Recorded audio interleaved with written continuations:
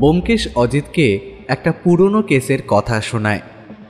সেই কেসে এক ভদ্রলোকের মাথায় কেউ একজন আঘাত করে তার একটা সবুজ রঙের ছাতা নিয়ে পালায়।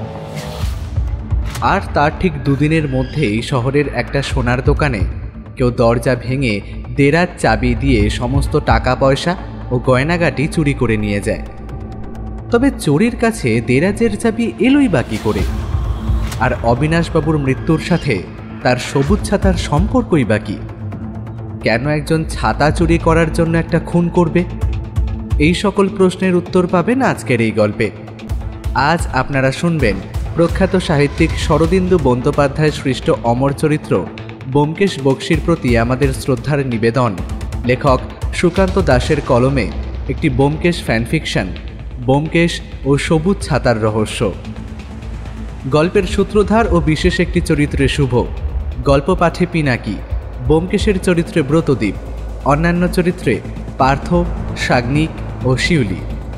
শুরু হতে চলেছে আজকের আমাদের বিশেষ নিবেদন ব্যোমকেশ ও সবুজ ছাতার রহস্য।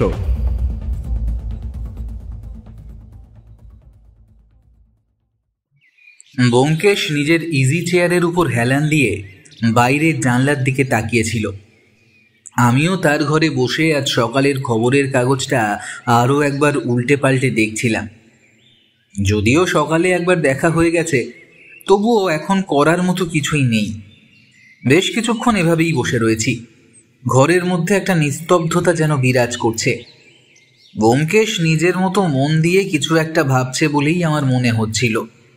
আর এটাও মনে হচ্ছিল এখন তাকে কিছু বলা ঠিক নয়। মনে মনে স্থির করলাম সে যতক্ষণ না আমায় কিছু বলবে আমিও কিছু বলবো না। একটু পরেই পুঁটিরাম এসে আমাদের খেতে যাওয়ার কথা বলে গেল।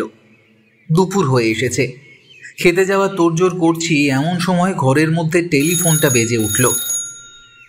টেলিফোনের শব্দটা যেন একটু বেশি জোরে মনে হলো, কারণ এতক্ষণ ধরে সব কিছু চুপচাপ ছিল, একমাত্র পুঁটিরামের বলে যাওয়া ছাড়া। ব্যোমকেশ চোখ খুলে প্রথমে টেলিফোনটার দিকে কিছুক্ষণ তাকিয়ে রইল। তারপর উঠে গিয়ে টেলিফোনটা কানে দিয়ে বলল, হ্যালো। ব্যোমকেশ টেলিফোনে বেশ কিছুক্ষণ কথা বলল। আমি একবার টেলিফোনের দিকে তাকিয়েছিলাম, তারপর আবার নিজের মতোই খবরের কাগজে মন দিলাম। টেলিফোনের কথা শেষ করে আবার নিজের জায়গায় বসে ব্যোমকেশ বলল, অজিত, কাল রাতেই তুমি হাতে কোনো কেস না থাকার জন্য হতাশ বোধ করছিলে না? আর আজ সকালেই বোধহয় একটা কেস চলে এলো, জানো তো?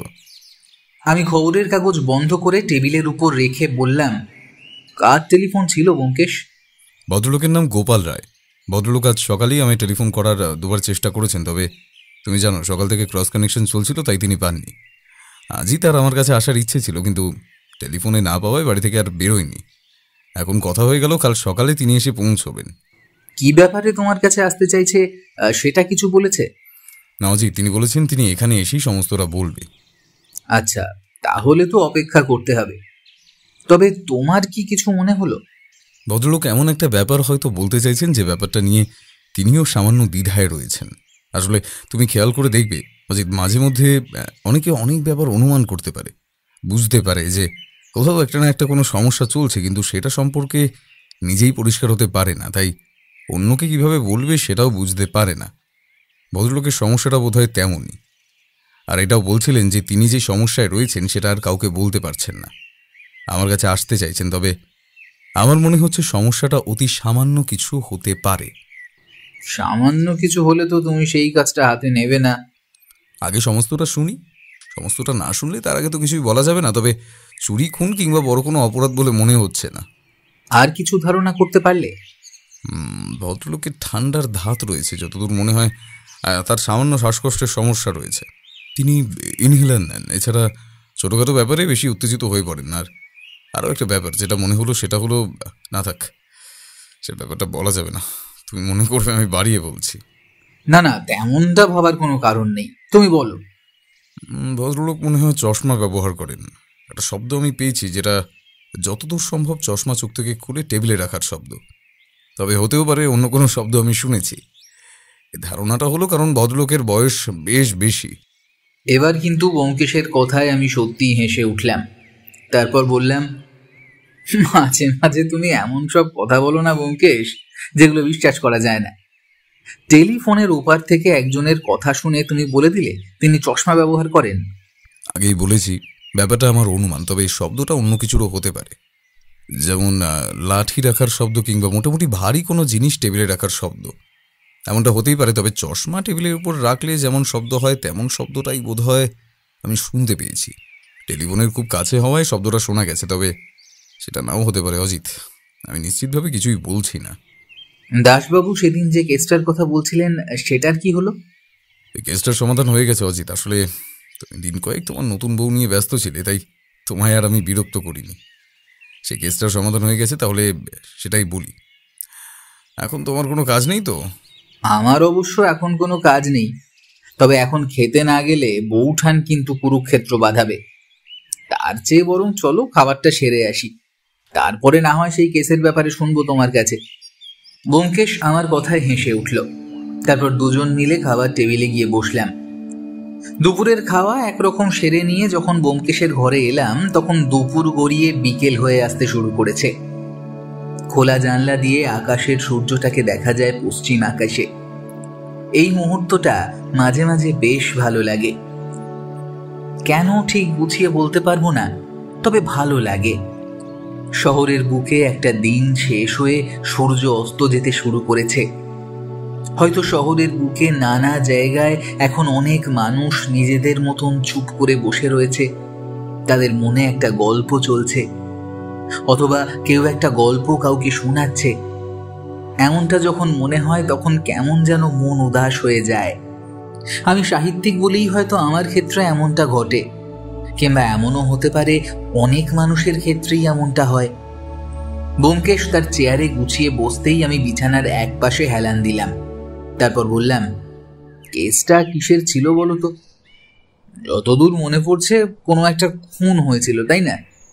অজিত, খুন হয়েছিল, তবে খুনের আসল কারণটা জানলে তুমি অবাক হয়ে যাবে। খুনটা হয়েছিল আসলে একটা ছাতার জন্য। ছাতার জন্য খুন? হ্যাঁ অজিত, ছাতার জন্য। যে ভদ্রলোক খুন হয়েছিলেন তার নাম অবিনাশ লাহিড়ী। আমাদের হাতে কেসটা যখন আসে তখন ভদ্রলোকের খুন হয়ে গেছে, তবে খুনটা হয়েছিল অদ্ভুতভাবে। আমার যতদূর মনে হয়েছে খুনি ভদ্রলোককে খুন করতে চায়নি। তার মাথায় আঘাত করে তার ছাতাটা হাতিয়ে নিতে চেয়েছিল, কিন্তু মাথায় আঘাতটা খুব জোরদার হয়ে গেছিল। আর ভদ্রলোক বেশ কিছুদিন আগেই অসুস্থতার জন্য হাসপাতালে ভর্তি হয়েছিলেন। তার শরীর এমনিতেই দুর্বল ছিল, তাই মাথায় আঘাত লাগা আর রক্তপাত হওয়ার জন্য তিনি সেই ধাক্কাটা সহ্য করতে পারেননি, তাই হাসপাতালেই তার মৃত্যু হয়। আমরা যখন খবর পাই তখন তিনি হাসপাতালে ভর্তি হয়েছেন। দাসবাবুর কাছ থেকে আমি জানতে পারি এক ভদ্রলোক সন্ধ্যের দিকে মাথায় আঘাত পেয়ে হাসপাতালে ভর্তি হয়েছেন। তখন দাসবাবুর সাথে আমি তাকে দেখতে চাই।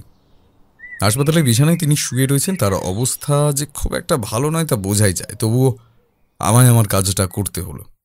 তাই তার বিছানার পাশে বসে তাকে প্রশ্ন করলাম, অবিনাশবাবু, অবিনাশবাবু আমার কথা শুনতে পাচ্ছেন? ভদ্রলোক ঘোলাটে চোখে আমার দিকে তাকালেন, তারপর কোনো রকমে মাথা নাড়িয়ে বোঝালেন যে তিনি শুনতে পাচ্ছেন। আমি বললাম, আপনার সাথে আসলে কি হয়েছিল বলুন তো? ভদ্রলোক মারা গিয়েছিলেন তার 1 ঘন্টা পরে, তবে সেই সময় তিনি যে অতি কষ্ট করে আমায় কথাগুলো বলেছিলেন আমি বুঝতে পারছিলাম, অথচ আমার কিছুই করার ছিল না। তার কাছ থেকে ব্যাপারটা না জানতে পারলে যে আমার অপরাধী পর্যন্ত পৌঁছতে পারবো না। তিনি আমায় যা বললেন তার সারমর্ম হলো এই। সেদিন সন্ধ্যাবেলা তিনি বাড়ি থেকে কোনো একটা কাজে বেরিয়েছিলেন। এদিকে মাঝে মাঝে বৃষ্টি হচ্ছে, তাই তিনি হাতে করে ছাতাটা নিয়ে বেরিয়েছিলেন।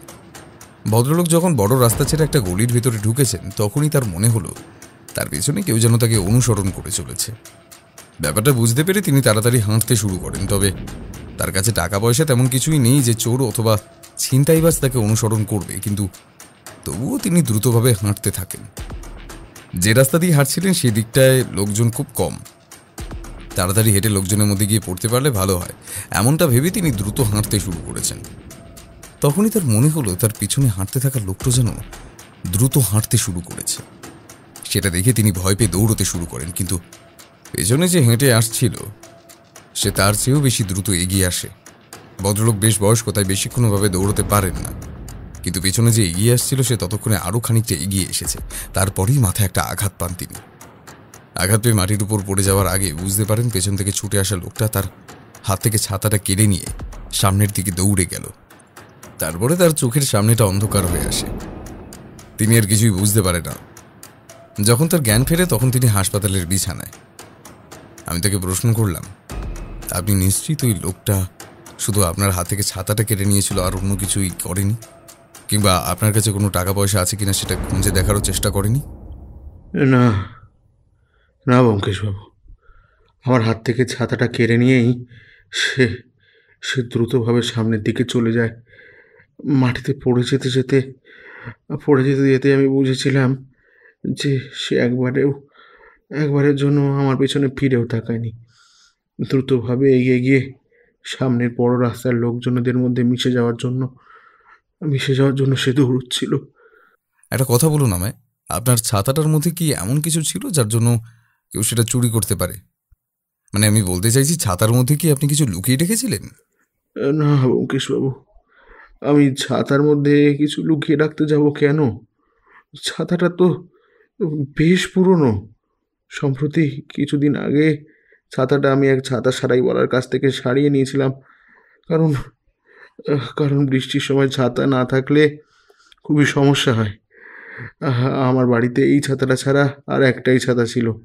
বাড়ির লোকও ছাতা নিয়ে মাঝে মধ্যে বেরিয়ে পড়ে, তাই আমি এই ছাতাটা সারিয়ে নিয়েছিলাম। এখন ওই ছাতাটা একজন চুরি করতে চায় কেন? আর তার জন্য আমাকে কেন এভাবে মারবে? কেন? হ্যাঁ, এটাই আমি বুঝতে পারছিলাম না।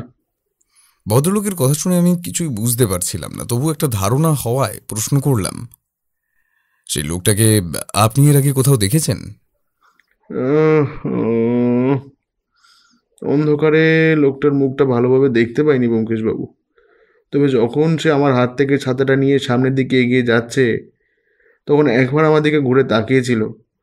সামান্য অন্ধকারে দেখতে পেলেও মনে হচ্ছিল লোকটাকে যেন আমি আগেও কোথায় দেখেছি, তবে তবে ঠিক মনে করতে পারিনি। ছাতাটা আপনি সারাই করতে দিয়েছিলেন বলছেন, সেটা ঠিক কোথায়? মানে সেই ছাতা সারাইওয়ালাকে কোথাও পাওয়া যাবে? অবিনাশবাবুর সেই কথায় আমাদের একটা ঠিকানা বলে দিলেন। সেই ঠিকানাটা অবিনাশবাবুর বাড়ি থেকে হাঁটা পথে মিনিট 10 বড় রাস্তার কাছে। তবে এরপরে অবিনাশবাবুর সাথে দু একটা কথাবার্তা হলো, তবে কেসটার ব্যাপারে কোনো কিছুই বোঝা গেল না। তার কোনো শত্রু থাকতে পারে কিনা সে কথাটা তাকে জিজ্ঞাসা করতে যাব, এমন সময় ডাক্তার এসে আমায় বাধা দিলেন। অবিনাশবাবুর অবস্থা ভালো নয়, সে কথা আগেই বলেছি। তবে সেই মুহূর্তে তিনি আর কোনো কথা বলতে পারছিলেন না, তার ভীষণ কষ্ট হচ্ছিল বলে মনে হচ্ছিল। আমি আর দাসবাবু হাসপাতাল থেকে বেরিয়ে এলাম। সেই ছাতাওয়ালার কাছে একবার যাওয়া দরকার, যদি কিছু জানা যায়। তার কাছ থেকে জানা যেতে পারে, কারণ ছাতাটা সেই সারিয়েছিল। ছাতাটার মধ্যে যদি কিছু থাকে তাহলে তার একটা অনুমান সে করলেও করতে পারে। এমনটা ভেবে আমি আর দাসবাবু সেই ছাতাওয়ালার উদ্দেশ্যে রওনা দিলাম। আচ্ছা ব্যোমকেশ, তোমার কি তখন মনে হয়েছিল ওই ছাতাটায় এমন কিছু আছে যার জন্য ভদ্রলোকের ওপর খুনি আক্রমণ করেছে? কিন্তু ভদ্রলোক তো নিজে বলেছেন তার ছাতার মধ্যে তেমন কিছু ছিল না, আর সেটা থাকলে তিনি তো সেটা জানতেই পারতেন। অজিত, ভদ্রলোকের ছাতাটার মধ্যে যদি কিছু একটা থেকে থাকে সেটা ভদ্রলোক যে জানবেই সে কথা কিন্তু ঠিক নয়। ভদ্রলোক নিজেই বলেছেন ছাতাটা বেশ কিছুদিন অবহেলিত ছিল। তিনি ছাতাটা সারাই করার জন্য ছাতাওয়ালার কাছে নিয়ে গিয়েছিলেন। তার মানে ছাতা তিনি ব্যবহার করতেন না সে সময়। যদি ছাতার মধ্যে কোনো কিছু রাখা হয় কিংবা অন্য কেউ সেটা রেখে থাকে তাহলে সেটা তিনি জানতে পারবেন না। আর যে লোকটি ছাতাটার জন্য ভদ্রলোককে আক্রমণ করেছিল সে বোধহয় সেটা জানতো। তবে সেক্ষেত্রে ভদ্রলোকের পরিবারকে সন্দেহ করা যায়। কিন্তু তাহলে তো তার পরিবারের সাথেও তোমাদের কথা বলার প্রয়োজন ছিল। সেটা বলেছিলাম, তবে তার আগে আমরা গিয়েছিলাম ছাতাওয়ালার সাথে কথা বলতে। ভদ্রলোকে দেওয়া ঠিকানায় ছাতাওয়ালাকে পাওয়া গেল। তুমি দেখবি অজিত, কলকাতা শহরের বুকে রাস্তার পাশে বেশ কিছু ছাতাওয়ালা বসে থাকে। ছাতা সারাই থেকে শুরু করে ছাতার বিভিন্ন রকম সমস্যা তারা ঠিক করে দেয়। আমরা সেখানে গিয়ে যখন পৌঁছলাম তখন লোকটি বোধহয় আমাদের খদ্দের ভাবলো, তাই বলল, বলুন বাবু, ছাতা ছাড়াই করতে এসেছেন তো, নাকি ছাতা নেবেন? লোকটা যেখানে বসে আছে সেটা বড় রাস্তার একপাশে। তারা আশেপাশে ছাতা সারাইয়ের সরঞ্জাম ছাড়াও বেশ কয়েকটা ছাতা রয়েছে। লোকটা আমাদের দিকে তাকিয়ে আমাদের কথার অপেক্ষা করতে লাগলো। এই দেখে দাসবাবু বললেন, আমরা ছাতা সারাই করব না, ছাতা কিনবও না। তোমার কাছ থেকে কয়েকটা কথা জানতে এসেছি। আমরা পুলিশের লোক। এখানে বলে রাখা ভালো, দাসবাবুর পরনে কিন্তু পুলিশের পোশাক ছিল, তবুও লোকটা আমাদের খদ্দের ভেবেছিল। কেন সেটা বুঝতে পারিনি। পুলিশের লোক শুনে লোকটা একটু থতমত খেয়ে বলল, কিন্তু বাবু, আমি তো কিছু করিনি, আমার কাছে পুলিশের লোক কেন? দাসবাবু কিছু বলার আগেই আমি বললাম, আচ্ছা তুমি এখানে কত বছর ধরে কাজ করো? এই মাস ধরে এখানে বসি বাবু।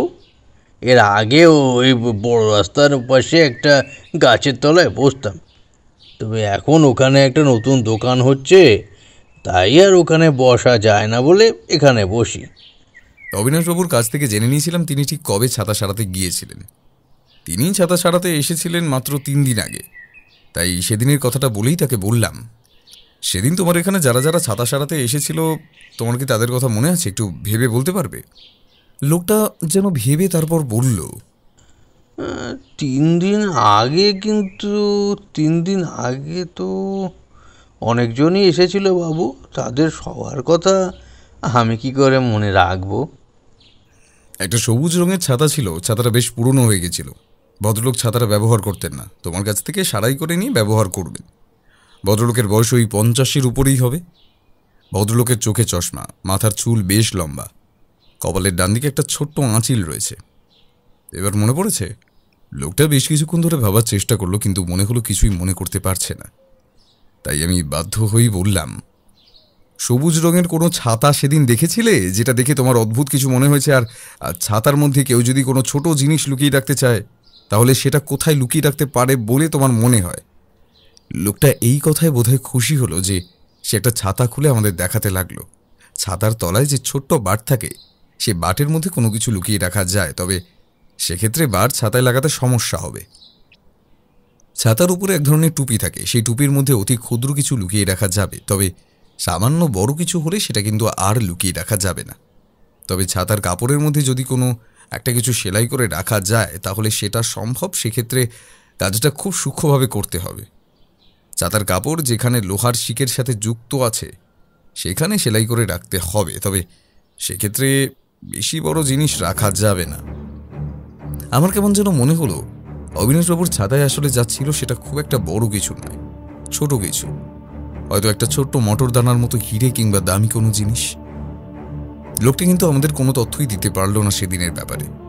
তারপর হঠাৎ করে কিছু একটা মনে পড়তে সে বলে উঠল, একটা কথা মনে পড়েছে বাবু, ওই 3 দিন আগেরই কথা, বুঝলেন। আমি ছাতা সারাই করছিলাম, আমার সামনে এক ভদ্রলোক দাঁড়িয়ে। আপনারা যেমন বলছেন তেমনই হয় সেই ভদ্রলোক, যতদূর মনে পড়ছে। সেই সময় হঠাৎ করে আমাদের পাশে ওই রাস্তা দিয়ে একজন দৌড়ে এদিকে আসছিল। আস্তে আস্তে হঠাৎ করে আমাদের সামনে ধপ করে মাটিতে পড়ে যায়। আমরা দুজন তাড়াতাড়ি উঠে গিয়ে তাকে তুলে এনে আমার এই দোকানের এই এক পাশে বসায়, তার চোখ মুখে জল দিয়ে তাকে একটু জল খেতে দিই। মনে হয় সে অজ্ঞান হয়ে গিয়েছিল। একটু পরেই কিন্তু সে সেখান থেকে চলে যায়। আর সে চলে যাবার পরে 2জন পুলিশ কনস্টেবল এদিকে দৌড়তে দৌড়তে আসে।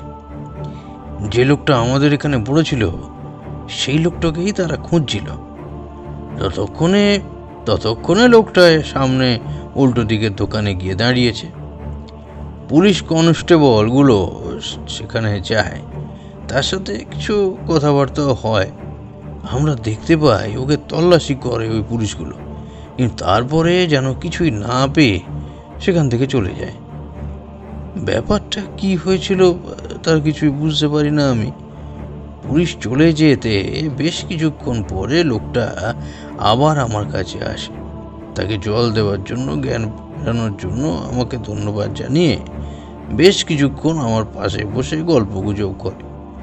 কিন্তু তারপর হঠাৎ করেই যেন উঠে চলে যায়। যাওয়ার আগে একবার আমার ছাতাগুলো নেড়ে চেড়ে দেখছিল, কিন্তু কিছুই বুঝতে পারিনি বাবু।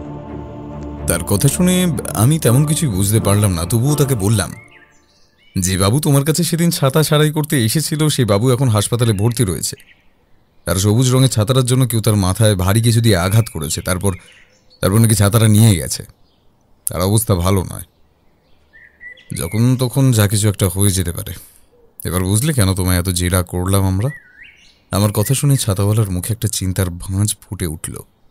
সে বলল, কিন্তু সামান্য ছাতার জন্য বাবু কেউ কাউকে খুন করেছে এরকম তো আগে শুনিনি।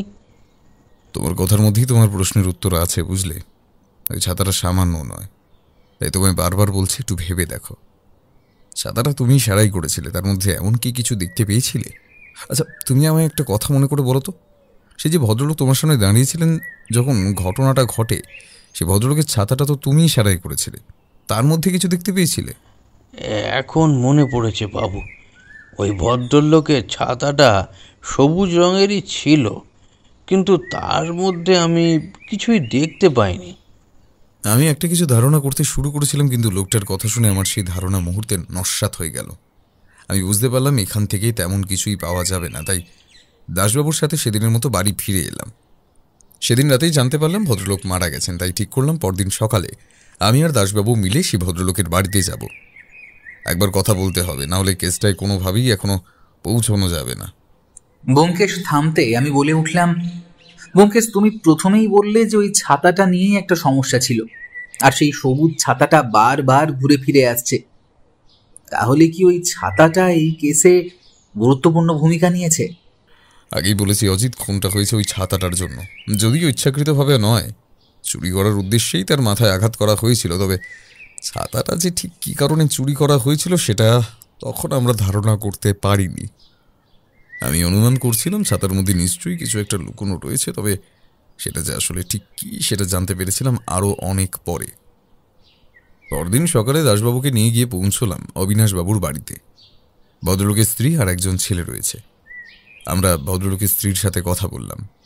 আমি প্রশ্ন করলাম, আপনার স্বামীর মৃত্যু হয়েছে, এই মুহূর্তে মানে আপনাকে এইভাবে জেরা করাটা ঠিক নয়, কিন্তু আমরা চাইছি যদি কিছু লুকিয়ে থাকে তাহলে সেটা তাড়াতাড়ি খুঁজে বার করতে, নাহলে বড্ড দেরি হয়ে যাবে। না ব্যোমকেশ বাবু, আমিও চাই আমার স্বামীকে যারা এইভাবে খুন করলো তারা ধরা পড়ুক। আপনি কি জানতে চান বলুন? আপনার স্বামীর কোনো শত্রু আছে বলে আপনার মনে হয়? মানে কেউ এমনটা করতে পারে? সব শত্রুর কথা তো জানা যায় না ব্যোমকেশ বাবু, তবে যতদূর আমার স্বামী আমায় বলেছেন তাতে তার কাছ থেকে ওই ওই ছাতাটা নেওয়ার জন্য নাকি তাকে খুনি আক্রমণ করেছিল। কিন্তু ওই ছাতায় এমন এমন কী থাকতে পারে ব্যোমকেশ বাবু? ছাতাটা তো আমাদের বাড়িতে বহু দিন পড়েছিল, মাত্র দিন কয়েক আগে তিনি ওই ছাতাটা সারিয়ে নিয়ে এসেছিলেন। পুলিশ সন্দেহ করছে ছাতাটার ভেতরে কিছু একটা ছিল, এ ব্যাপারে আপনার কি মত? যদি কিছু থেকেও থাকে তাহলে সেই ব্যাপারে আমি জানি না ব্যোমকেশ বাবু। ছাতার ভেতরে কি থাকবে আমি তো সেটাই বুঝতে পারছি না। আপনার স্বামীর মধ্যে ইদানিং কোনো পরিবর্তন লক্ষ্য করেছিলেন? আর তাছাড়া আপনাদের বাড়িতে অতি মূল্যবান কিছু ছিল যেটা লুকিয়ে রাখার প্রয়োজন হতো? না ব্যোমকেশ বাবু, আমরা মধ্যবিত্ত মানুষ, আমাদের কাছে তেমন দামি কিছুই নেই যেটা লুকিয়ে রাখতে হবে। আর যদি রাখতেই হয় তাহলে বাড়িতে কোথাও রাখবো, না হলে ব্যাংকে রাখবো, ছাতার মধ্যে রাখতে যাব কেন? আমার প্রশ্নগুলো আপনার কাছে অযৌক্তিক বলে মনে হচ্ছে, কিন্তু ছাতাটার ব্যাপারে আমাদের জানা দরকার, না হলে এই কেসে আমরা কিচ্ছু করতে পারবো না। ছাতাটা অতি সাধারণ, কয়েক বছর আগে আমি ওটা কিনে নিয়ে এসেছিলাম, তবে তবে সেটা এমন কিছু করতে পারে তা আমি সত্যিই ভাবিনি। তার মানে আপনারা তেমন কিছুই জানেন না। তবে সম্প্রতি ছাতাটা সারাতে যাওয়ার সময় ছাতাওয়ালার কাছে কিন্তু একটা অদ্ভুত ব্যাপার ঘটেছিল, তার কথা কি আপনার স্বামী আপনাকে বলেছেন? হ্যাঁ ব্যোমকেশ বাবু, উনি বলেছিলেন ছাতাটা যেই দিন সারাতে গিয়েছিলেন সেই দিন একটা লোক নাকি হঠাৎ করে রাস্তার পাশে অজ্ঞান হয়ে যায়। তখন ছাতাওয়ালা এবং উনি মিলেই নাকি তার সেবা শুশ্রূষা করে সুস্থ করেন তাকে। তবে একটু পরেই নাকি লোকটার সঙ্গে পুলিশের দুজন কনস্টেবল কথাবার্তা বলছিলেন। উনি সন্দেহ করেছিলেন লোকটা বোধহয় কোনো অপরাধী হলেও হতে পারে। তবে একটু পরেই নাকি পুলিশের লোক দুটো তাকে ছেড়ে দিয়েছিলেন। তখন তিনি আবার সেইখানে ফিরে এসেছিলেন। উনি ছাতা নিয়ে চলে আসার আগ পর্যন্ত লোকটা নাকি ওখানেই ছিল। ঠিক আছে, যদি আপনার তেমন কিছু মনে পড়ে তাহলে অবশ্যই আমায় কিংবা পুলিশকে জানাবেন। তবে আপনি নিশ্চিন্তে থাকুন, আমরা চেষ্টা করছি অপরাধীকে ধরতে। অবিনাশবাবুর ছেলের বয়স খুব একটা বেশি নয়, বড়জোর 15-16 হবে, তাই তাকে জিজ্ঞাসাবাদ করার মতো তেমন কিছু ছিল না।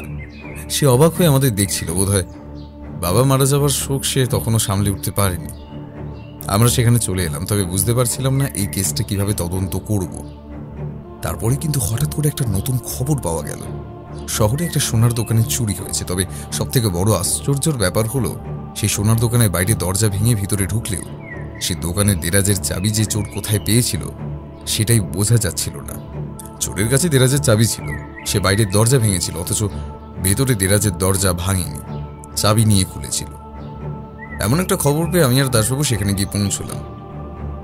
আমার কেমন যেন মনে হচ্ছিল এই কেসটার সাথে এই চুরির কেসের কোনো একটা সম্পর্ক থাকলেও থাকতে পারে। দোকানদার ভদ্রলোকটি বেশ ভেঙে পড়েছিলেন, তার অনেক টাকা এবং সোনাদানা চুরি হয়ে গিয়েছিল। প্রথমেই তিনি আমাদের সাথে কথা বলতে রাজি হননি, পরে বোধহয় আমার কথা শুনেই দেখা করতে চেয়েছিলেন।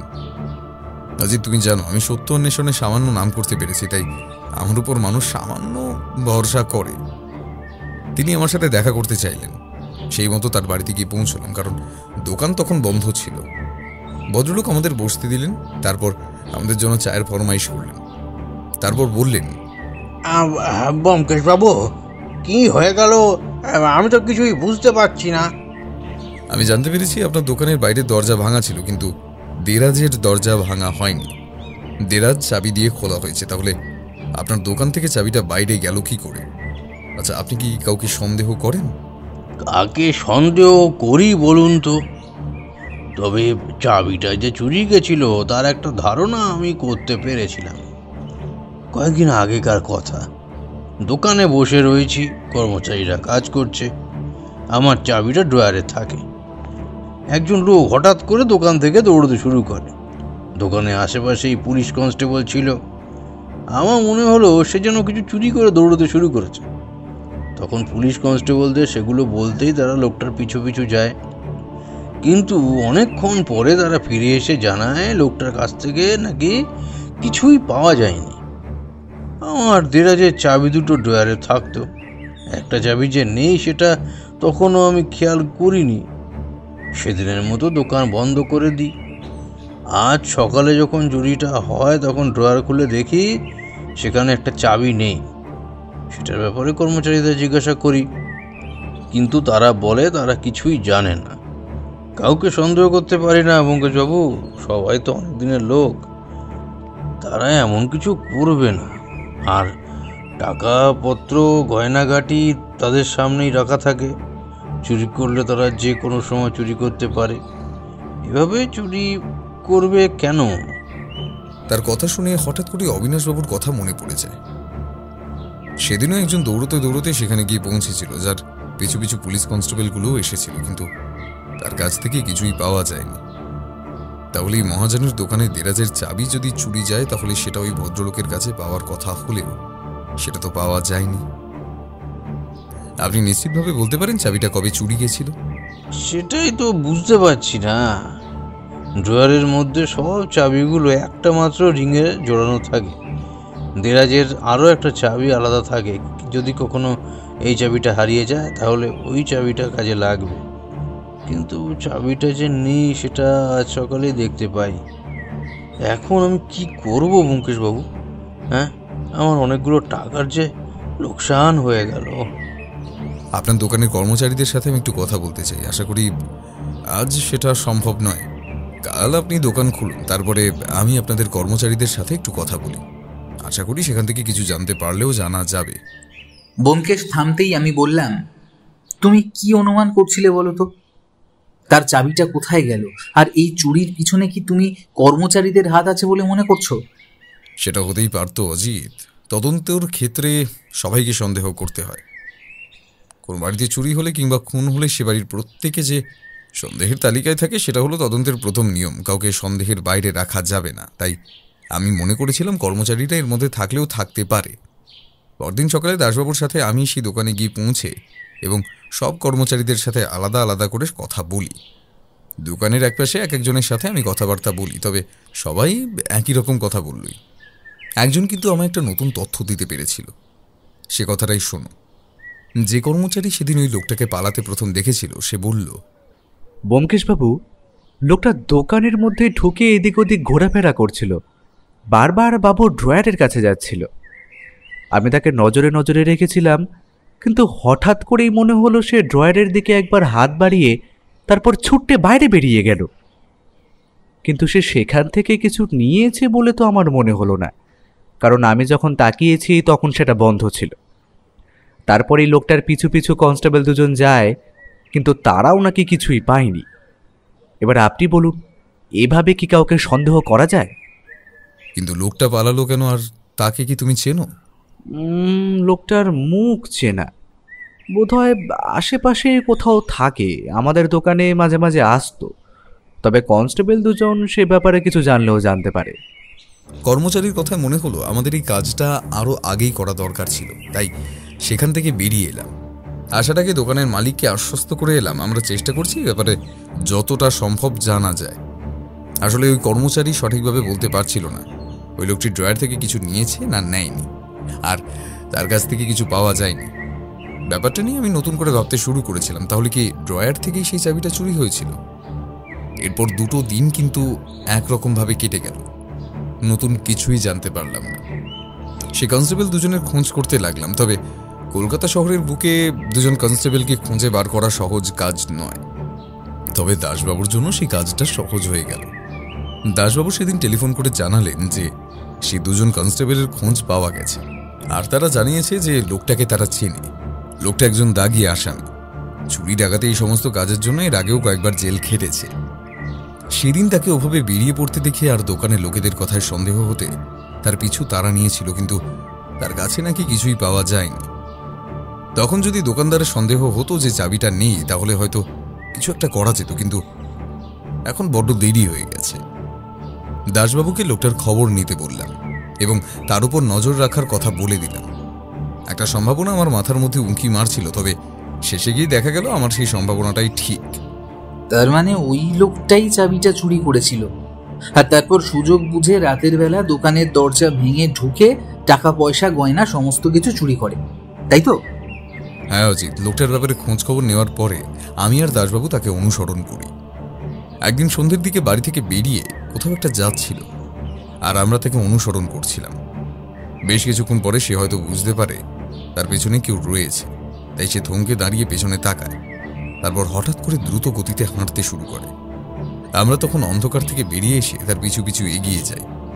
বেশ কিছুটা যাওয়ার পরে দাসবাবু রিভলভার বার করে বলে, ওখানেই দাঁড়াও, নড়াচড়া করলে কিন্তু গুলি চালাবো, দাঁড়াও বলছি। লোকটা রিভলভারের কথা শুনেই বোধহয় থমকে দাঁড়িয়েছিল।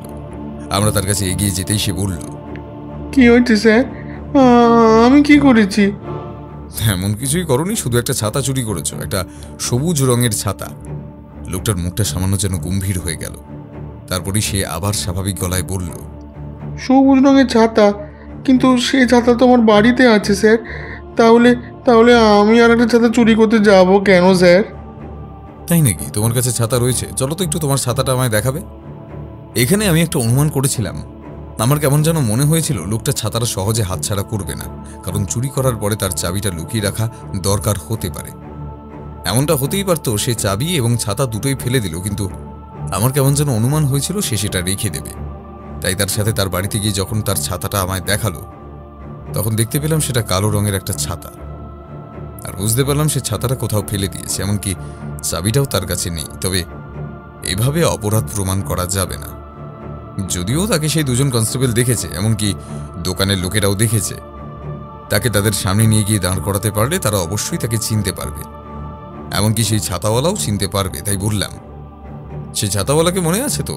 সেই ছাতাওয়ালা কিন্তু তোমাকে অবিনাশবাবুর ছাতার মধ্যে চাবিটা লুকিয়ে রাখতে দেখেছিল। চুরি হওয়ার পরে সেই কিন্তু পুলিশের কাছে এসে তোমার কথা বলেছে। তোমার বাঁচার কিন্তু কোনো রাস্তা নেই, এখন ভালোই ভালো অপরাধ স্বীকার করে নাও। আমি জানতাম তাকে সহজে অপরাধ স্বীকার করানো যাবে না, কিন্তু এই কথাটা বলতেই সে কেমন যেন চমকে উঠল।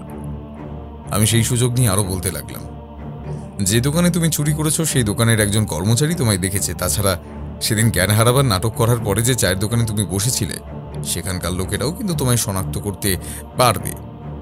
এরপর কিন্তু তোমার বাঁচার আর কোনো রাস্তা নেই। এখন ভালোই ভালোই বলো, তাহলে কিন্তু তোমার শাস্তি যাতে কিছুটা কম হয় সেই চেষ্টা আমি করতে পারি। এই কথায় বোধহয় লোকটা সামান্য আশ্বস্ত হলো। আমার 2 পা জড়িয়ে ধরে বলল, আমায় ক্ষমা করে দিন স্যার, আমায় ক্ষমা করে দিন। আমি সব কিছু ফিরিয়ে দেবো। কিছু টাকা আমার এর মধ্যে খরচ হয়ে গেছে, কিন্তু যা আছে তা সবটাই আমি ফিরিয়ে দেবো। আমি তাকে আরও ভয় দেখালাম, বললাম, যে ভদ্রলোকের মাথায় তুমি আঘাত করেছিলে সে কিন্তু মাটিতে পড়ে যাওয়ার সময় তোমায় দেখতে পেয়েছে। এখন পুলিশের কাছে গিয়ে তুমি সবটা স্বীকার করো, না হলে কিন্তু সে তোমায় শনাক্ত করবে আর তার মাথায় আঘাত করার জন্য তোমার শাস্তি বাড়বে। লোকটা বোধহয় তখনও জানতো না অবিনাশবাবু মারা গেছেন, তাই সেই সুযোগটা আমি নিলাম। তাকে পুলিশের কাছে নিয়ে গিয়ে সমস্তটাই তার মুখ থেকে বার করলাম। তাকে জেলে আটকে রাখা হলো এবং তার কথা মতো তার বাড়ি থেকে উদ্ধার করা হলো সেই টাকা পয়সা আর গয়নাগাটি। তবে সবটাই ভালোভাবে মিটলেও অবিনাশবাবুর জন্য আমি কেমন চিন্তিত হয়ে পড়েছিলাম। তার মানে খুনটা অকারণেই হয়েছিল। আসলে চুরির পরিকল্পনার মাঝে অবিনাশবাবুর কাছে চাবি চলে যাওয়ায় তাকে খুন হতে হলো, তাই না? ব্যাপারটা এমনই হয়েছিল অজিত, তবে মাঝখান থেকে শুধু শুধু অবিনাশবাবুর মৃত্যুটা হয়। সেই লোকটার উপর নজর রেখে জেরা করে অনেক কিছু জানতে পারা যায় এবং চাপের মুখে এসে সমস্তটাই স্বীকার করে নেয়। আসলে সেদিন যখন চাবিটা নিয়ে এসে পালাচ্ছিল তখন ছাতার দোকানটা দেখে সে একটা মনে মনে ফন্দি করে। সে তখন অজ্ঞান হবার নাটক করে। যখন তাকে সেবা শুশ্রূষা করে ওরা ছাতার দোকানের ওখানে রেখেছিল, তখন সে সুযোগ বুঝে ওই সবুজ রঙের ছাতাটার মধ্যে চাবিটা লুকিয়ে ফেলে। চাবিটা বেশ ছোট, খুব সহজে দেখা যায় না। চাবিটার সাথে একটা ছোট্ট দড়ি ছিল। সেই দড়িটা দিয়ে চাবিটা ছাতার শিপের মধ্যে সে একটা ফাঁকে আটকে ফেলে, যেটা হয়তো দোকানদার কিংবা অবিনাশবাবু কেউই দেখেননি। মনে রাখবে, লোকটা চোর, তাই এই সমস্ত হাত সাফাইয়ের কাজ তার কাছে অতি সহজ।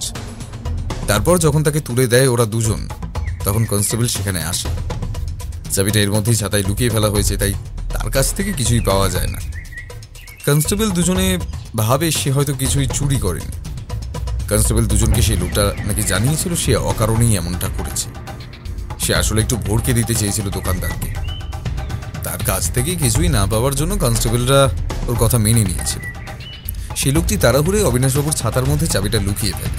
পরে কনস্টেবল চলে যেতেই ছাতার দোকানে এসে তার সাথে কথা বলতে বলতে সেই ছাতাটিকে খুঁজতে থাকে। তবে যখন দেখে সেই ছাতাটা নেই, তখন সে বুঝতে পারে অবিনাশবাবুই সেটা নিয়ে গেছে। তারপরে সে অবিনাশবাবুকে খোঁজার জন্য হয়তো 2 দিন নষ্ট করেছিল। 3য় দিনে তাকে পেয়ে যায়। তার দুর্ভাগ্যবশত সেদিন সন্ধ্যাবেলা অবিনাশবাবুর বাড়ির বাইরে বেরিয়েছিলেন ছাতাটা নিয়ে। অবিনাশবাবুকে তো আর সে গিয়ে বলতে পারে না, আপনার ছাতায় আমি চাবি লুকিয়েছি, ওটা আমায় ফেরত দিন। তাই তার মাথায় আঘাত করে চাবিটা নেওয়ার পরিকল্পনা সে করেছিল, কিন্তু উত্তেজনার বশে মাথায় আঘাতটা একটু বেশি হয়ে যায়। তখন সে ছাতাটা নিয়ে সেখান থেকে পালিয়ে যায় আর তারপর চাবি বের করে অপেক্ষা করতে থাকে চুরি করার জন্য। সুযোগ বুঝে চুরিটা করে, কিন্তু এর মধ্যে অবিনাশবাবু মারা যায় আর তাই আমাদের সন্দেহটা ওভাবে হয়। লোকটা আগেও জেল খেটেছিল, তার কাছে এসব কোনো ব্যাপার নয়। সে আবার জেল খাটে, তবে এবার তার শাস্তিটা বেশি হয়েছিল, কারণ অনিচ্ছাকৃত একটা মৃত্যু তার হাতে হয়েছে। ব্যোমকেশ চুপ করতেই আমি বলে উঠলাম, তার মানে ওই ছাতাটার জন্যই অবিনাশবাবুর মৃত্যু হয়েছিল। যদি সেদিন ওই লোকটা ছাতার মধ্যে চাবিটা না রাখতো, তাহলে অবিনাশবাবুর মৃত্যুটা হতো না। ঠিক এই কারণেই বলেছিলাম অজিত, এই কারণেই বলেছিলাম ছাতার জন্যই একটা খুন হয়েছে। তবে সেই লোকটার কাছে পরে টাকা পয়সা এমনকি গয়নাগাটি সবকিছু উদ্ধার করা হয়েছে। মহাজনও আমার উপরে বেশ খুশি হয়েছিলেন। তিনি আমাকে এসে তদন্তের জন্য বেশ কিছু খরচও দিয়েছিলেন। আমার আপত্তি থাকলেও তার বারবার পীড়াপিড়িতে তা নিতে বাধ্য হয়েছি। তবে এর মধ্যে দাসবাবুকে নিয়ে একদিন আমি অবিনাশবাবুর স্ত্রীর কাছে গিয়েছিলাম। তাকে সমস্ত কথাই জানিয়ে এসেছিলাম যে আসলে গোটা ব্যাপারটা কি হয়েছে, এমনকি তার স্বামীর হত্যাকারী ধরা পড়েছে। সত্যি বলতে তার খুশি হওয়ার মতো অবস্থা ছিল, তবু তিনি সন্তুষ্ট হয়েছিলেন যে অপরাধী শাস্তি পাবে। খুব একটা ভালো লাগেনি অকারণে একটা মানুষের মৃত্যু হয়েছিল, যতই অপরাধী ধরা পড়ুক না কেন। তবু সে যাই হোক, তুমি সে সময় ব্যস্ত ছিলে বলে তুমি এই কেসে আমার সঙ্গে থাকতে পারোনি। এখন তো গোটা ব্যাপারটাই তোমায় জানালাম। কেসটা 2 দিন আগেই শেষ হয়ে গেছে। আদালতে সেই অপরাধীর বিরুদ্ধে সাক্ষী দেওয়ার সময় সেই দোকানদারকে নিয়ে যাওয়া হয়েছিল, এমনকি সেই কনস্টেবল দুজনও তখন হাজির ছিল। 2-একটা ব্যাপারে আমাকেও কাঠগড়ায় উঠতে হয়েছিল, তবে কেসটা যে শেষ হয়েছিল সেটাই বড় কথা। ব্যোমকেশ চুপ করতেই একটু পরে বৌঠান ঘরে ঢুকলো। তারপর বলল, এটা কিন্তু ঠিক নয় ঠাকুরপো, একা একা গল্প শুনছো আর আমি বাদ। এটা তো মেনে নেওয়া যাবে না। গল্প নয়, আসলে এর আগে যে কেসটা তদন্ত করছিলাম সেই ব্যাপারে অজিতকে বলছিলাম। ও তো তখন ভীষণ ব্যস্ত ছিল, তাই এই কেসে থাকতে পারিনি। তবে আশা করছি 2-1 দিনের মধ্যে নতুন একটা কেসে আমাদের নেমে পড়তে হবে। তার মানে কি তোমাদের হাতে নতুন কোনো কেস এসেছে? এক ভদ্রলোক টেলিফোন করে জানিয়েছেন তিনি একটা সমস্যায় পড়েছেন, আর তাই কাল সকালে হয়তো তিনি আমাদের বাড়িতে আসতে পারে। এখন সমস্যা যখন, তাতে মাথা ঘামানোর কোনো জায়গা থাকলে অবশ্যই আমি কেসটা হাতে নেব। আর এবার কথা দিচ্ছি সত্য, এই কেসে প্রথম থেকে সমস্ত কিছুই তুমি জানবে। ব্যোমকেশের কথায় বৌঠান অদ্ভুতভাবে ব্যোমকেশের দিকে কিছুক্ষণ তাকিয়ে রইল, তারপর বলল, সে তোমায় কি আমি আর চিনি না? তুমি এখন এসব বলছো, তবে পরে কাজের সময় আর কিছুই হবে না। থাক, তোমাদের কেসের ব্যাপারে আমায় কিছু বলতে হবে না। আমি চললাম, আমার অনেক কাজ, তোমরা থাকো। বৌঠান আমাদের আর কোনো কিছু বলার সুযোগ না দিয়ে বেরিয়ে চলে গেল। আমি গোটা ব্যাপারটা কিছুই বুঝতে পারলাম না। তারপর হঠাৎ করে মনে হলো বোধহয় বৌঠানের সাথে ব্যোমকেশের কোনো একটা ব্যাপার নিয়ে সামান্য মন কষাকষি হয়েছে। তাই একটু হেসে উঠে বললাম, ব্যোমকেশ, আকাশে মেঘ করেছে নাকি? হ্যাঁ? শুধু মেঘ নয় অজিত, কাল রাতে বৃষ্টিও হয়ে গেছে। ব্যোমকেশ কথাগুলো কিন্তু হেসে বলল না, তার মুখটা কেমন গম্ভীর হয়ে গেল।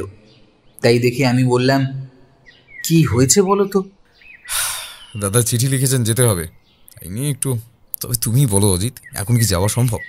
সেটা ওনাকে কে বোঝাবে? আমি বুঝতে পারছিলাম এই ব্যাপারে আমার কিছুই করার নেই।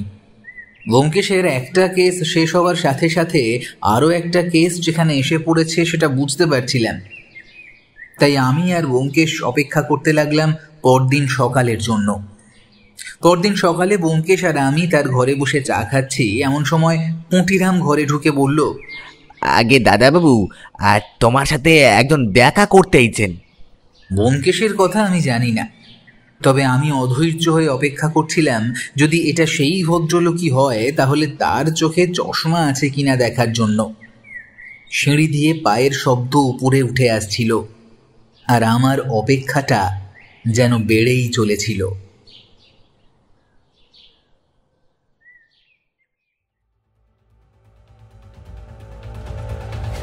শুনছিলেন লেখক সুকান্ত দাশের কলমে একটি ব্যোমকেশ ফ্যানফিকশন, ব্যোমকেশ ও সবুজ ছাতার রহস্য।